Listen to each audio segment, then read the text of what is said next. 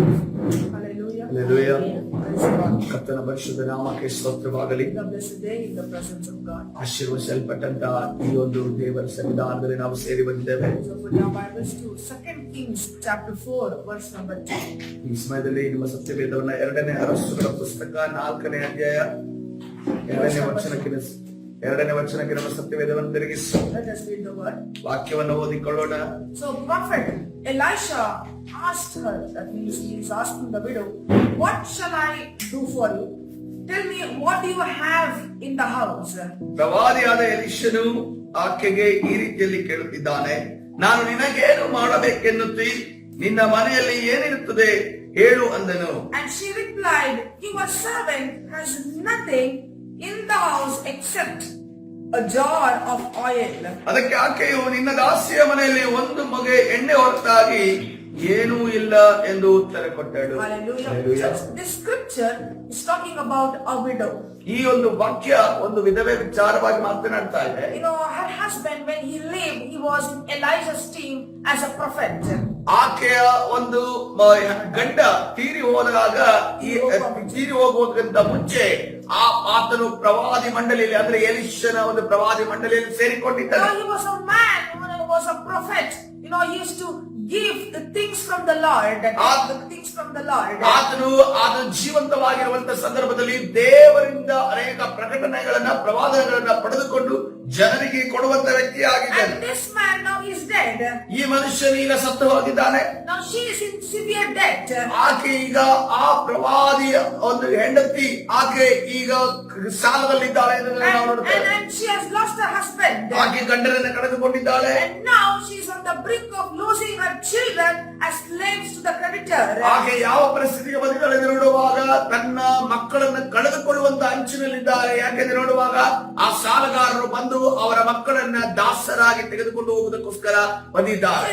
She belonged to a prophetic family. ಆಕೆ ಒಂದು ಪ್ರವಾದನಾತ್ಮಕವಾದ ಒಂದು ಪ್ರವಾದಿಯ ಕುಟುಂಬಕ್ಕೆ ಸೇರಿದ್ದರೂ ಕೂಡ She was worshipping the true God. ಆಕೆ ಸತ್ಯವಾದ ಜೀವ ಸ್ವರೂಪದ ದೇವರನ್ನು ಆರಾಧನೆ ಮಾಡುತ್ತಿದ್ದರೂ ಕೂಡ her family is in certain bondage. ಆಕೆಯ ಕುಟುಂಬ ಒಂದು ಬಂಧನದಲ್ಲಿ ಸಿಕ್ಕಿ ಹಾಕಿಕೊಂಡಿದೆ. You can see a pattern of problems that family is going through. ನೀವಲ್ಲಿ ಆ ಒಂದು ಸಮಸ್ಯೆಯ ಮಾದರಿಯನ್ನ, ಆಕೆ ಹಾದು ಹೋಗುತ್ತಿರುವ ಸಮಸ್ಯೆಯ ಮಾದರಿಯನ್ನು ಗಮನಿಸಬಹುದು. You know, there is a pattern of losing things in her life. ಆಕೆ ಜೀವಿತದಲ್ಲಿ ಒಂದು ಅನೇಕ ವ್ಯಕ್ತಿಗಳನ್ನ ಕಳೆದುಕೊಳ್ಳುವಂತ ಅಥವಾ ವಸ್ತುಗಳನ್ನ ಕಳೆದುಕೊಳ್ಳುವಂತ ಒಂದು ಸಮಸ್ಯೆಯ ಮಾದರಿಯನ್ನು ನೋಡ್ತಾ ಇದ್ದಾರೆ. She lost her husband. ಮೊದಲ ಆಕೆ ತನ್ನ ಗಂಡನನ್ನು ಕಳೆದುಕೊಳ್ಳುತ್ತಾರೆ. She lost her money. ತನ್ನ ಹಣವನ್ನು ಆಕೆ ಕಳೆದುಕೊಂಡಿದ್ದಾರೆ. Now she is on the brink of losing her children. ಈಗ ಆ ಮಕ್ಕಳನ್ನು ಕಳೆದುಕೊಳ್ಳುವಂತ ಪರಿಸ್ಥಿತಿಗೆ ಎದುರಾಗಿದ್ದಾರೆ. Now you are observing the pattern of losing things in her family. ನೀವು ಗಮನಿಸ್ತಿದ್ದೀರಾ ಯಾವ ರೀತಿಯಲ್ಲಿ ಆಕೆಯ ಒಂದು ಜೀವಿತದಲ್ಲಿ ಬರುತ್ತಿರುವಂತ ಸಮಸ್ಯೆ, ಅದಕ್ಕೊಂದು ಮಾದರಿ ಇದೆ ಅನ್ನೋದನ್ನ ನೋಡ್ತಿದ್ದೀರಾ? Many of your lives, ನಿಮ್ಮ ಜೀವಿತ, ಅನೇಕರ ಜೀವಿತದಲ್ಲಿ there are patterns of blessing, ಆಶೀರ್ವಾದದ ಒಂದು ಮಾದರಿ ಇದೆ, there are patterns of curse. ಅದೇ ರೀತಿಯಲ್ಲಿ ಶಾಪದ ಮಾದರಿಯನ್ನು ಕೂಡ ನಾವು ನೋಡುತ್ತೇವೆ. Yes, of course, you receive many blessings from God. ದೇವರಿಂದ ಅನೇಕ ಆಶೀರ್ವಾದವನ್ನು ನೀವು ಹೊಂದುವವರಾಗಿರುತ್ತೀರಿ. At the same time, ಅದೇ ಸಮಯದಲ್ಲಿ there are certain patterns when you lose things in your life. ನಿಮ್ಮ ಜೀವಿತದಲ್ಲಿ ಅನೇಕ ವಸ್ತುಗಳನ್ನು ಕಳೆದುಕೊಳ್ಳುವಾಗ ಅದರಲ್ಲೂ ಕೂಡ ಒಂದು ಮಾದರಿಯನ್ನು ನಾವು ನೋಡುತ್ತೇವೆ. ಆದರೆ ಯೇಸುವಿನ ನಾಮದಲ್ಲಿ ಒಂದು ನಾನು ಪ್ರವಾದನೆಯನ್ನು ನುಡಿಯುತ್ತಿದ್ದೇನೆ. ಇವತ್ತಿನ ದಿವಸ ಏನನ್ನು ನೀವು ಕಳೆದುಕೊಳ್ಳೋದಿಲ್ಲ. ಯೇಸುವಿನ ನಾಮದಲ್ಲಿ ನೀವು ಏನನ್ನ ಕಳೆದುಕೊಂಡಿದ್ದೀರೋ ದೇವರು ಅದನ್ನ ಮತ್ತೆ ದೇವರು ನಿಮಗೆ ದಯಪಾಲಿಸಲಿಕ್ಕಿದ್ದಾನೆ. ಈ ಒಂದು ಕುಟುಂಬ, if you observe very carefully, ನೀವು ಗಮನವಿಟ್ಟು ನೋಡುವುದಾದರೆ there are 3 D's in this family. 3 ಡಿಗಳನ್ನು ನಾವು ನೋಡ್ತಾ ಇದ್ದೇವೆ. Number 1, ಮೊದಲನೇದಾಗಿ the first D, there is death in our family. ಒಂದನೇ ಡಿ ನೋಡುವಾಗ ಆ ಮನೆಯಲ್ಲಿ ಮರಣ, ಅಂದ್ರೆ ಡೆತ್ ಅನ್ನೋದನ್ನು ನಾವು ನೋಡ್ತಾ ಇದ್ದೇವೆ. Number 2, the second D, there is a debt in our family. ಎರಡನೇದಾಗಿ ನೋಡುವಾಗ ಡೆತ್ ಅಂದ್ರೆ ನಾವು ಇಲ್ಲಿ ನೋಡ್ತಾ ಇದ್ದೇವೆ, ಸಾಲ ಆ ಕುಟುಂಬದಲ್ಲಿ ಇರುವುದನ್ನು ನೋಡ್ತಾ ಇದ್ದೇವೆ. Number 3, ಮೂರನೇದಾಗಿ the third D, it is division in the family. ಮೂರನೇ ಡಿ ಯಾವ್ದು ನೋಡುವಾಗ ಡಿವಿಷನ್ ಅಂದ್ರೆ ವಿಭಜನೆಯನ್ನ ಇಲ್ಲಿ ನಾವು ನೋಡ್ತಾ Because ಇದ್ದೇವೆ. the husband and wife, they were divided. ಗಂಡ ಮತ್ತು ಹೆಂಡತಿಯಲ್ಲಿ ವಿಭಜನೆಗೊಳಗಾದರು. The father and the children were divided. ತಂದೆ ಮತ್ತು ಮಕ್ಕಳಲ್ಲಿ ವಿಭಜನೆಗೊಳಗಾದರು. Now the mother and children, they are going to be divided. ಈಗ ಎಂತ ಪರಿಸ್ಥಿತಿ ಬಂದಿದೆ, ತಾಯಿ ಮತ್ತು ಮಕ್ಕಳ ಮಧ್ಯದಲ್ಲಿ ಒಂದು ವಿಭಜನೆ ಉಂಟಾಗುವಂತ ಪರಿಸ್ಥಿತಿ ಎದುರಾಗಿದೆ. Since are you looking at the second pattern that is in the family? ಆ ಕುಟುಂಬದಲ್ಲಿ ಇರುವಂತ ಇನ್ನೊಂದು ಮಾದರಿಯನ್ನು ನೀವು ಗಮನಿಸ್ತಿದ್ದೀರಾ? There are deaths in the family. ಅಲ್ಲಿ ಮರಣಗಳು ಅವರ ಕುಟುಂಬದಲ್ಲಿ There ಉಂಟಾಗ್ತಾ are ಇದೆ. debts in the family. ಆ ಕುಟುಂಬದಲ್ಲಿ ಸಾಲಗಳು And ಉಂಟಾಗ್ತಾ there ಇದೆ. is division in the family. ಅದೇ ರೀತಿಯಲ್ಲಿ ಆ ಕುಟುಂಬದಲ್ಲಿ ಅನೇಕ ವಿಭಜನೆಗಳು ಉಂಟಾಗ್ತಾ Many ಇದೆ. families are going through such kind of problems ಇಂಥ today. ಒಂದು ಸಮಸ್ಯೆಗಳಿಂದಲೇ ಅನೇಕ ಕುಟುಂಬಗಳು ಈ ಒಂದು ಕಾರ್ಯಗಳಲ್ಲಿ ಹಾದು You ಹೋಗುತ್ತಿದ್ದಾರೆ. all come to church. ನೀವೆಲ್ಲರೂ ಕೂಡ ಸಭೆಗೆ ಬರ್ತೀರಿ. You are all serving the Lord. ನೀವೆಲ್ಲರೂ ಕೂಡ ದೇವರ ಸೇವೆಯನ್ನು ದೇವರ ಕಾರ್ಯಗಳನ್ನು See the ಮಾಡುತ್ತಿದ್ದೀರಿ. dreams and visions. ನೀವು ದೇವರ ದರ್ಶನಗಳನ್ನ ಕನಸುಗಳನ್ನು Do ನೋಡುತ್ತಿದ್ದೀರಿ. fasting and prayers. ನೀವು ಉಪವಾಸವನ್ನ ಪ್ರಾರ್ಥನೆಯನ್ನು You ಮಾಡುತ್ತಿದ್ದೀರಿ. give to the Lord. ನೀವು ದೇವರಿಗೆ ಸಮರ್ಪಣೆಯನ್ನು ಕೂಡ ಮಾಡುತ್ತೀರಿ. At the same time, ಅದೇ there ಸಮಯದಲ್ಲಿ are patterns of problems in your family. ನಿಮ್ಮ ಸಭೆಯಲ್ಲಿ ಕೆಲವು ಗುಂಪುಗಳು ಅಥವಾ ಕೆಲವು ಮಾದರಿಯ ಸಮಸ್ಯೆಗಳು ಪದೇ ಪದೇ ನಿಮಗೆ ಎದುರಾಗ್ತಾ ಇದೆ. But today, God will bring a breakthrough in your ಇವತ್ತಿನ family. ದಿವಸ ನಿಮ್ಮ ಕುಟುಂಬದಲ್ಲಿ ದೇವರೊಂದು ಬಿಡುಗಡೆಯನ್ನು ತರುತ್ತಾ ಇದ್ದಾರೆ. What is the secret key to have this breakthrough? ಆ ಒಂದು ಬಿಡುಗಡೆಯನ್ನು ಹೊಂದಿಕೊಳ್ಳುವುದಕ್ಕೆ ಇರುವಂತಹ ರಹಸ್ಯದ ಕೀಲಿಕ How do ಯಾವುದಾಗಿದೆ? you stop those bad patterns in your family? ನಿಮ್ಮ ಜೀವನದಲ್ಲಿ ಇರುವಂತಹ ಈ ಕೆಟ್ಟ ಮಾದರಿಗಳನ್ನ ನಾವು ತಡೆಯುವುದಕ್ಕೆ ನಾವು ಏನು ಮಾಡಬೇಕಾಗಿದೆ? What this widow did?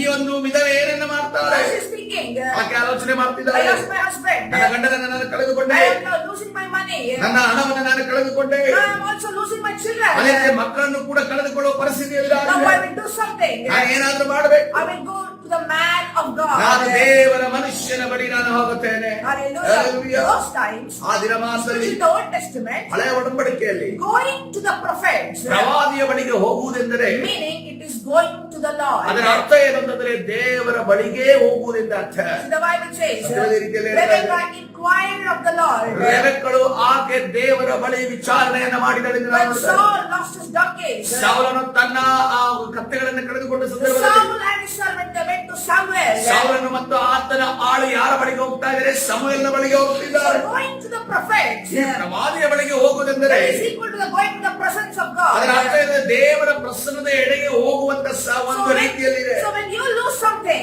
ನೀವು ಏನಾದರೂ ಒಂದು ಕಳೆದುಕೊಂಡಾಗ and there are bad patterns in your family, ನಿಮ್ಮ ಜೀವನದಲ್ಲಿ ಈ ಕೆಟ್ಟ ಈ ಮಾದರಿಗಳು ನಿಮ್ಮ ಜೀವನದಲ್ಲಿ ಉಂಟಾದಾಗ what is the secret that you should do?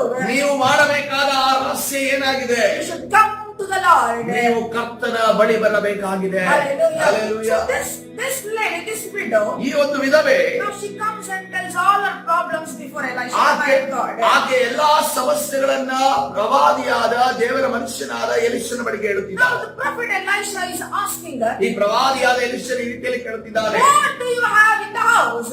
ನಿನ್ನ ಮನೆಯಲ್ಲಿ ಏನಿದೆ ಅನ್ನೋದನ್ನ ಕೇಳುತ್ತಿದ್ದಾನೆ. You would have thought I have clothes. ನನಗೆ ಬಟ್ಟೆ ಇದೆ ಅಂತ ಅನ್ಕೊಂಡು ಹೇಳ್ಬೋದು. You would have thought I have slippers. ನನಗೆ ಮೆಟ್ಟಿ ಚಪ್ಪಲಿಗಳಿದಾವೆ ಅಂತ But ಹೇಳ್ಬೋದು. what did you say? ಆಕೆ ಏನನ್ನ ಹೇಳ್ತಾಳೆ? I have a jar of oil. ನನ್ನ ಬಳಿ ಒಂದು ಮೊಗೆಯಲ್ಲಿ ಒಂದು ಎಣ್ಣೆ ಇದೆ ಅಂತ ಹೇಳುತ್ತಿದ್ದಾಳೆ. No, because when prophet is asking something, ಯಾಕಂದ್ರೆ ಪ್ರವಾದಿ ಒಂದು ವಿಚಾರವನ್ನು ಹೇಳುವಂತ no, the widow being a prophet's wife, she knows what God needs. ವಿಧವೆ ಆ ಒಂದು ಪ್ರವಾದಿಯ ಹೆಂಡತಿಯಾಗಿ ಆಕೆಗೆ ದೇವರಿಗೆ ಏನು ಬಯಕೆ ಇದೆ, ದೇವರು ನಮ್ಮಿಂದ ಏನು ಬಯಸ್ತಾ ಇದ್ದಾರೆ ಅನ್ನೋದು ಅದಕ್ಕೆ So when ತಿಳಿದವಳಾಗಿದ್ದಾಳೆ. God is asking you today, ದೇವರು ನಿಮ್ಮ ಬಳಿ ಈ ರೀತಿಯಲ್ಲಿ ಕೇಳುವಾಗ what do you have? ನಿನ್ನ ಬಳಿ ಏನಿದೆ? What do you tell God? ನೀನು ದೇವರಿಗೆ ಏನನ್ನ Lord, ಹೇಳ್ತೀಯ? I have time for prayer. ದೇವರಿಗೆ ಪ್ರಾರ್ಥನೆಗೋಸ್ಕರ ಸಮಯ ಇದೆ. I will make time for prayer. ನಾನು ಪ್ರಾರ್ಥನೆಗೋಸ್ಕರ ಸಮಯವನ್ನು ಮೀಸಲಿಡುತ್ತೇನೆ. Hallelujah. Hallelujah. This lady says, ಈ ಒಂದು ಸ್ತ್ರೀ ಈ ರೀತಿಯಲ್ಲಿ ಹೇಳ್ತಾಳೆ, I have nothing, but I have except for a jar of oil. ನನ್ನ ಬಳಿ ಏನೂ ಇಲ್ಲ, ಆದರೆ ಒಂದು ಮೊಗೆಯಷ್ಟು ಎಣ್ಣೆ ನನ್ನ ಬಳಿ ಇದೆ. Look at her words. ನೀವು ಆ ಒಂದು ಮಾತನ್ನ ನೋಡ್ರಿ. She says like this, ಈ ರೀತಿಯಲ್ಲಿ ಹೇಳ್ತಾಳೆ, I have nothing, ನನ್ನ ಬಳಿ ಏನೂ ಇಲ್ಲ, yet I have something. ಆದ್ರೂ ಕೂಡ ನನ್ನಲ್ಲಿ ಏನೋ ಇದೆ. You know, do you read the same thing in the Kannada Bible also? Kannada Bible ಅಲ್ಲಿ ಕನ್ನಡ ಸತ್ಯವೇದದಲ್ಲಿ What ಓದೋಣ. does the widow says? ಅಲ್ಲಿ ವಿಧವೆ ಏನನ್ನು ಹೇಳ್ತಾಳೆ? I have nothing, ನನ್ನ ಬಳಿ ಏನೂ ಇಲ್ಲ, yet I have something. ಆದ್ರೂ ಕೂಡ ನನ್ನ ಬಳಿ ಏನೋ ಇದೆ. Did you notice her words? ಆಕೆಯ ಮಾತನ್ನು ನೀವು ಗಮನಿಸಿದ್ದೀರಾ? She has something, ಆಕೆ ಬಳಿ ಏನೋ ಇದೆ, but she considered that something as nothing. ಆದ್ರೆ ಆ ಒಂದು ಏನೋ ಇರುವಂತ ವಸ್ತುವನ್ನ ಆಕೆ ಬಹಳ ಚಿಕ್ಕದಾಗಿ ಅದನ್ನ ಏನು ಇಲ್ಲ ಎಂದು ಅಂದುಕೊಂಡಿದ್ದಾಳೆ. She says, I have nothing, but I have written something. ಆಕೆ ಹೇಳ್ತಾ ಇದ್ದಾರೆ ನನ್ನ ಬಳಿ ಏನೂ ಇಲ್ಲ, ಆದ್ರೆ ಆ ಇರುವುದನ್ನ ಅವಳು ಚಿಕ್ಕದಾಗಿ ಅಂದುಕೊಂಡಿದ್ದಾಳೆ. Why that something became nothing in her life? ಯಾಕೆ ಆ ಜೀವಿತದಲ್ಲಿ ಅವಳ ಜೀವಿತದಲ್ಲಿ ಆ ಇರುವಂತಹ ವಿಚಾರ ಯಾಕೆ ಏನು ಇಲ್ಲದ ರೀತಿಯಲ್ಲಿ ಯಾಕೆ ಅನಿಸ್ತಾ ಇದೆ? Why is that problem? ಯಾರ ಸಮಸ್ಯೆ ಯಾಕೆ ಬರ್ತಾ ಇದೆ? When the need is supply. ನಮಗಿರುವಂತ ಅಗತ್ಯತೆ ನಮ್ಮಲ್ಲಿರುವುದಕ್ಕಿಂತ ಹೆಚ್ಚಾಗುವಾಗ, When our need is greater than the supply, that means we consider the supply as nothing in our life. ನಮಗಿರುವಂತ ಅಗತ್ಯತೆ ನಮಗಿರುವಂತ ಎಲ್ಲ ವಸ್ತುಗಳಿಗಿಂತ ಹೆಚ್ಚಾದಾಗ ನಾವು ಆ ಒಂದು ಇರುವಂತ ವಸ್ತುಗಳನ್ನ ಏನು ಅಲ್ಲ ಅಂದುಕೊಳ್ತೇವೆ. That is correct or not? ಹೌದು ಅಲ್ವೋ? See for example, ಉದಾಹರಣೆ ನೋಡುವಾಗ you have 1,000 rupees, ನಿಮ್ಮ ಹತ್ರ 1,000 ರೂಪಾಯಿ ಇದೆ, but your debt is 1 crore. ಆದ್ರೆ ನಿಮ್ಮ ಸಾಲ 1 ಕೋಟಿ ಇದೆ. So what is that 1,000 in your hand? ನಿಮ್ಮ ಜೀವಿತದಲ್ಲಿರುವಂತಹ 1,000 ನೀವು ಏನಂತ ಹೇಳ್ತೀರಿ? Equaling to a debt of 1 crore. 1 ಕೋಟಿಗೆ ನೀವು ಅದನ್ನ ಲೆಕ್ಕಕ್ಕೆ ಹಾಕೋದಾದ್ರೆ ಅಥವಾ ಸಮಾನತೆಯನ್ನು ನೋಡೋದಾದ್ರೆ 1,000 rupees is nothing. ಈ 1,000 ಏನು ಅಲ್ಲ ಎಂದು ಹೇಳ್ತೀರಿ. So her debt was so much. ಆಕೆ ಸಾಲ ಅಷ್ಟಿದೆ. That is why she is saying, I have only, but that is nothing. ಅದಕ್ಕೋಸ್ಕರವಾಗಿ ನನ್ನ ಬಳಿ ಎಣ್ಣೆ ಇದೆ, ಆದ್ರೆ ಕೂಡ ಅದು ಏನು ಪ್ರಯೋಜನ ಇಲ್ಲ ಅನ್ನೋದನ್ನ ಅಂತ. But there is a fact. ಅಲ್ಲೊಂದು ವಿಚಾರ ಇದೆ. No, there is a true fact. ನಿಜವಾದ ಒಂದು ವಿಚಾರವಿದೆ. We all have something in our life. ನಮ್ಮ ಜೀವಿತದಲ್ಲಿ ಏನೋ ಕಾರ್ಯಗಳು, ಏನೋ ವಸ್ತುಗಳು ದೇವರು ನಮ್ಮಲ್ಲಿ ಇಟ್ಟಿದ್ದಾನೆ. See, many people tell me like this. ಅನೇಕ ಜನರು ಈ ರೀತಿಯಲ್ಲಿ ಹೇಳ್ತಾರೆ, I have no faith. ನನಗೆ ನಂಬಿಕೆನೇ ಇಲ್ಲ. So you only pray for us. ನೀವೇ ನನಗೋಸ್ಕರ ಪ್ರಾರ್ಥನೆ ಮಾಡ್ರಿ. You know what is the truth? ಇಲ್ಲಿರುವಂತ ಸತ್ಯ ಯಾವುದು? God has given to each person a measure of faith. ಪ್ರತಿಯೊಬ್ಬರಿಗೂ ಕೂಡ ದೇವರು ಸ್ವಲ್ಪ ಅಳತೆಯಲ್ಲಿ ಒಂದು ನಂಬಿಕೆಯನ್ನು ಕೊಟ್ಟಿದ್ದಾನೆ. Maybe your faith is little or smaller. ನಿಮ್ಮ ನಂಬಿಕೆ ಚಿಕ್ಕದೋ ಅಲ್ಪವಾದದೋ ಇರಬಹುದು. But you have faith. ಆದರೆ ನಿನ್ನಲ್ಲಿ ನಂಬಿಕೆ ಇದ್ದೇ ಇದೆ. The Bible says it. ಸತ್ಯವೇದ ಅದನ್ನು ಹೇಳ್ತಾ ಇದೆ. Even a beggar has a plate to beg, right? ಒಬ್ಬ ಭಿಕ್ಷುಕನಿಗೂ ಕೂಡ ತನ್ನ ಕೈಯಲ್ಲಿ ಭಿಕ್ಷೆಯನ್ನು ಬೇಡುವುದಕ್ಕೆ ಒಂದು ಪ್ಲೇಟ್ ಇದೆಯಲ್ಲ, If he ಪಾತ್ರೆ doesn't ಇದೆಯಲ್ಲ. have a plate, at least he has his hands. ಒಂದು ವೇಳೆ ಪಾತ್ರನೇ ಇಲ್ಲ ಅಂದುಕೊಳ್ಳ್ರಿ, ಅವನಿಗೆ ಕೈಯಾದ್ರೂ ಇದೆಯಲ್ಲ. No, the Bible says, Romans chapter 12 verse number 3 like this. ರೋಮಾಪುರ ಬರೆದ ಪತ್ರಿಕೆ 12ನೇ ಅಧ್ಯಾಯದಲ್ಲಿ ಈ ರೀತಿಯಲ್ಲಿ ಹೇಳಲ್ಪಟ್ಟಿದೆ. Measuring yourselves by the faith God has given us. ರೋಮಾಪುರ ಬರೆದ ಪತ್ರಿಕೆ 12ನೇ ಅಧ್ಯಾಯ 3ನೇ ವಚನ, ಒಬ್ಬೊಬ್ಬನಿಗೆ ಎಂತೆಂತ ವಿಶ್ವಾಸ ಬಲವನ್ನು ಕೊಟ್ಟಿದ್ದೇನೋ ಅನ್ನೋದನ್ನ ವಾಕ್ಯವನ್ನು See, ನೋಡ್ತೇವೆ. God has given to each person a measure of faith. ದೇವರು ಪ್ರತಿಯೊಬ್ಬರಿಗೂ ಒಂದೊಂದು ರೀತಿಯ ನಂಬಿಕೆಯನ್ನು ಕೊಟ್ಟಿದ್ದಾನೆ. Now how does God perform miracles? ದೇವರು ಈಗ ಈ ನಂಬಿಕೆಯನ್ನು ಉಪಯೋಗಿಸಿ ಯಾವ ರೀತಿಯಲ್ಲಿ ಅದ್ಭುತ ಮಾಡ್ತಾರೆ? God will use what you consider as nothing to create miracle. ದೇವರು ನೀವು ಏನೂ ಅಲ್ಲ ಎಂದು ಅಂದುಕೊಂಡಿರುವ ಆ ವಸ್ತುಗಳಿಂದಲೇ, ಆ ವಿಚಾರಗಳಿಂದಲೇ ಕರ್ತನ ಅದ್ಭುತವನ್ನ ಮಾಡುತ್ತಾರೆ. God used Moses' rod. ಮೋಶೆ ಕೈಯಲ್ಲಿರುವಂತ ಆ ಒಂದು ಕೋಲನ್ನ ದೇವರು ಉಪಯೋಗಿಸಿದರು. God used Elijah's mantle to divide the Jordan River. ದೇವರು ಎಲಿಷನನ್ನು ನೋಡುವಾಗ ಆತನ ಬೆನ್ನಿನ ಮೇಲೆ ಇದ್ದಂತ ಕಂಬಳಿಯನ್ನ ಆತನು ಯೋರ್ದಾನ್ ಹೊಳೆಯನ್ನು ಇಬ್ಬಾಗ ಮಾಡೋದಕ್ಕೆ ಉಪಯೋಗಿಸಿದರು. 20,000 people. 20,000 ಜನ ಕೂತಿದ್ದಾರೆ. 5 pieces of barley bread. ಕೇವಲ 5 ರೊಟ್ಟಿಗಳನ್ನು ನೋಡ್ತಾ ಇದ್ದಾರೆ. ಜವೆಗೋದಿಯ ರೊಟ್ಟಿಯನ್ನು Not ನೋಡ್ತಾ even ಇದ್ದಾರೆ. a good valued bread. ಆ ಒಳ್ಳೆ ಗೋಧಿಯ ಆ ಒಂದು ರೊಟ್ಟಿಯೂ ಅಲ್ಲ ಅದು. No, it was a barley loaves of pieces of bread. ಕೇವಲ ಜವೆಗೋದಿಯ ಕೇವಲ 5 ರೊಟ್ಟಿಗಳನ್ನು ನೋಡ್ತಾ Not ಇದ್ದಾರೆ. even full bread. The Bible says pieces of bread. ಅದು 5 ರೊಟ್ಟಿ ಅಂದ್ರೆ ಸಂಪೂರ್ಣವಾದ ಒಂದು ರೊಟ್ಟಿಯಿಂದ ಅಲ್ಲ, ಒಂದು ರೊಟ್ಟಿಯ ತುಂಡುಗಳಿಂದ ನಾವು ನೋಡ್ತಾ And the ಇದ್ದೇವೆ. Bible says not the big fishes but 2 small fishes. ಸತ್ಯವೇದ ಹೇಳ್ತದೆ, ಅದು ಸತ್ಯವೇದ ಹೇಳಿದೆ, ಅದು ದೊಡ್ಡ ಮೀನಲ್ಲ, 2 ದೊಡ್ಡ ಮೀನುಗಳು, ಅದು ಬಹಳ ಚಿಕ್ಕದಾದ You ಮೀನುಗಳಾಗಿದೆ. can read it in John, the Bible says it. ಯೋಹನ ಸುವಾರ್ತೆಯಲ್ಲಿ ನೀವು ಇದನ್ನು ಓದಬಹುದು. ಸತ್ಯವೇದ ಅದೇ ರೀತಿಯಲ್ಲಿ ಹೇಳ್ತಾ ಇದೆ. The Bible says it was 5 loaves of barley bread and 2 small fishes. ಸತ್ಯವೇದ ಈ ರೀತಿಯಲ್ಲಿ ಹೇಳ್ತದೆ, 5 ಜವೆಗೋದಿಯ ರೊಟ್ಟಿಗಳು ಮತ್ತು 2 ಚಿಕ್ಕ ಮೀನುಗಳೆಂದು ನಾವು ನೋಡ್ತೇವೆ. God fed it for 5,000 people. ದೇವರು ಅದನ್ನೇ ಉಪಯೋಗಿಸಿ 5,000 ಜನರಿಗೆ ಉಣಬಡಿಸಿದ್ದಾನೆ. God used smooth one stone to take off Goliath's head. ದೇವರು ನುಣುಪಾದ ಒಂದು ಕಲ್ಲಿನಿಂದ ಈ ಗೋಲಿಯಾತನ್ನ ಹೊಡೆದು ಉಳಿಸಕ್ಕೆ ಉಪಯೋಗಿಸಿದ. 1,000 Philistines, God used one donkey's jawbone. 1,000 ಜನರ ಮುಂದೆ ಕೇವಲ ಒಂದು ಕತ್ತೆಯ ದವಡೆಯನ್ನು ಉಪಯೋಗಿಸಿ 1,000 ಜನರನ್ನ ಸಂಸೋನ ಮುಖಾಂತರವಾಗಿ ನಾಶ ಮಾಡಿದ. It might be a small offering that you are giving in a service. ಇವತ್ತಿನ ದಿವಸ ಆರಾಧನೆಯಲ್ಲಿ ನೀವು ಕಾಣಿಕೆಯನ್ನು ಕೊಡುವಾಗ ಬಹಳ ಚಿಕ್ಕದಾದ ಕಾಣಿಕೆಯನ್ನು ಕೊಡುತ್ತೀರಿ. God will use it for his building his kingdom. ದೇವರು ಅದೇ ಕಾಣಿಕೆಯನ್ನ ದೇವರ ರಾಜ್ಯವನ್ನ ಕಟ್ಟುವುದಕ್ಕೋಸ್ಕರ ಅದನ್ನು ಉಪಯೋಗಿಸುತ್ತಾನೆ. It may be your partnership with youth contribution and senior contribution and orphan fund. ಇವತ್ತಿನ ದಿವಸ ನೀವು ಸೀನಿಯರ್ ಕಾಂಟ್ರಿಬ್ಯೂಷನ್ ಆಗಿರಬಹುದು, ಯೂತ್ ಕಾಂಟ್ರಿಬ್ಯೂಷನ್ ಆಗಿರಬಹುದು, ಆರ್ಫನ್ ಫಂಡ್ ಆಗಿರಬಹುದು, ನೀವು ಚಿಕ್ಕ ಕಾಣಿಕೆಯನ್ನು ನೀವು ಕೊಡುತ್ತೀರ. God is still using for building his kingdom. ಆದರೆ ಅದನ್ನೇ ದೇವರು ತನ್ನ ರಾಜ್ಯವನ್ನು ಕಟ್ಟುವುದಕ್ಕೋಸ್ಕರವಾಗಿ ಅದನ್ನು ಉಪಯೋಗಿಸುತ್ತಾರೆ. It might be your talent.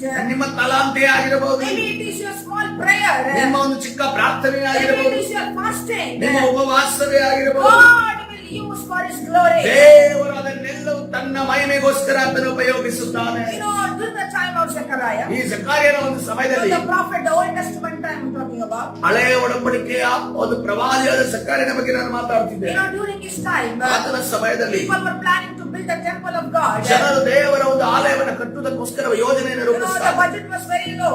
ಬಹಳ ಒಂದು ಚಿಕ್ಕ ಹಣದೊಂದಿಗೆ ಅದನ್ನ ಪ್ರಾರಂಭ So ಮಾಡ್ತಾರೆ. Zechariah is thinking, ಜಕರೀಯನು ಈ ರೀತಿಯಲ್ಲಿ the ಆಲೋಚನೆ people ಮಾಡ್ತಾರೆ. of Israel, they are thinking, ಇಸ್ರೇಲರ ಜನರು ಈ ರೀತಿಯಲ್ಲಿ ಆಲೋಚನೆ our ಮಾಡ್ತಾರೆ. budget is low. ನಮ್ಮ ಬಜೆಟ್ ಬಹಳ ಚಿಕ್ಕದಾಗಿದೆ. No people are coming with offering. ಯಾರು ಜನರು ಕೂಡ ಒಂದು ಹಣದಿಂದ ಕಾಣಿಕೆಯೊಂದಿಗೆ ಬರ್ತಾ ಇಲ್ಲ. How are we going to complete this building? ಈ ಒಂದು ಬಿಲ್ಡಿಂಗ್ ಅನ್ನ, ಈ ಒಂದು ಆಲಯವನ್ನು ನಾವು ಯಾವ ರೀತಿ ಕಟ್ಟಿ They ಮುಗಿಸೋದು? gave a prophetic word to Zechariah. ಆ ಜಕರೀಯನಿಗೆ ಒಂದು ಪ್ರವಾದನೆಯ ಒಂದು ಸುದ್ದಿ ಪ್ರವಾದನೆಯ ದೈವೋಕ್ತಿಯಲ್ಲಿ ಉಂಟಾಗ್ತದೆ. This was the prophetic word that came to Zechariah. ಜಕರೀಯನಿಗೆ ಬಂದಂತ ಆ ಒಂದು ದೈವೋಕ್ತಿ ಇದಾಗಿದೆ. Zechariah chapter 4 verse number 10.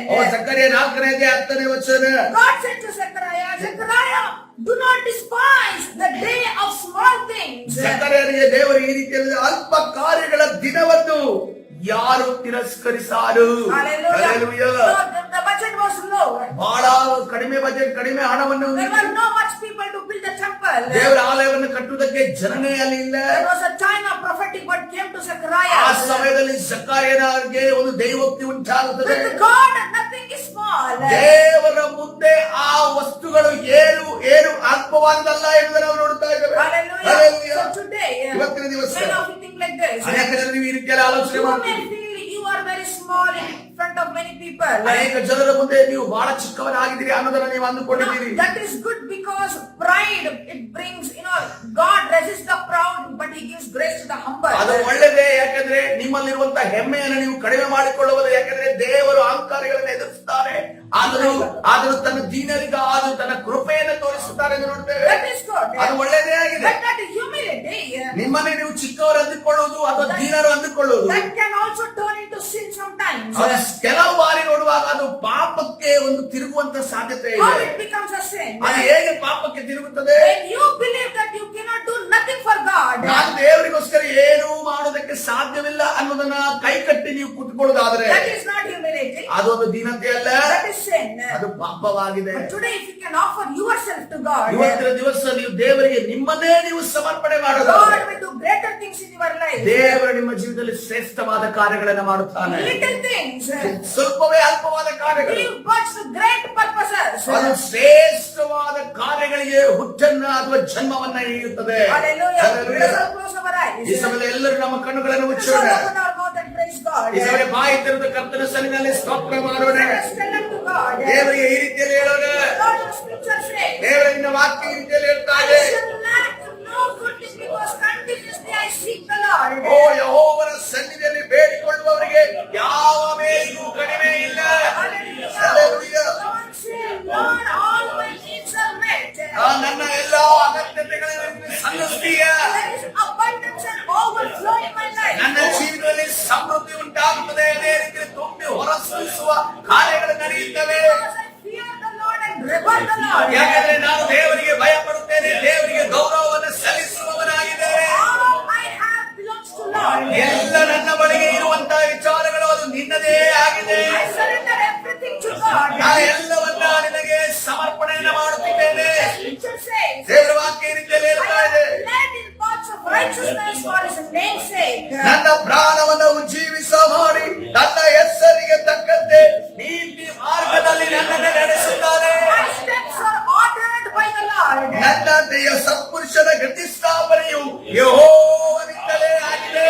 I walk in confidence. ನಾನು ಆತ್ಮವಿಶ್ವಾಸದಿಂದ ನಾನು ನಡೆಯುವಂತನಾಗಿದ್ದೇನೆ. God directs my way. ದೇವರೇ ನನ್ನ ಮಾರ್ಗವನ್ನು ನೀನೇ ಸಿದ್ಧಪಡಿಸು. Lord, I submit everything of my life to you. ಅಂದರೆ ನನ್ನ ಜೀವನದಲ್ಲಿ ಎಲ್ಲ ವಿಚಾರನ ನಿನಗೆ ಸಮರ್ಪಣೆಯನ್ನು ಮಾಡುತ್ತಿದ್ದೇನೆ. Lord, that something that I have in me, ನನ್ನ ಬಳಿ ಇರುವಂತಹ ಆ ಅಲ್ಪವಾದ ಕಾರ್ಯ that I give it to you. ನಾನು ನಿನಗೆ ಸಮರ್ಪಿಸುತ್ತಿದ್ದೇನೆ. Use it for your glory. ನಿನ್ನ ಮಹಿಮೆಗೋಸ್ಕರ ಅದನ್ನು ಉಪಯೋಗಿಸು. And in Jesus' name, ಯೇಸುವಿನ ನಾಮದಲ್ಲಿ all people say, ಈಗೆಲ್ಲರೂ ಹೇಳ್ರಿ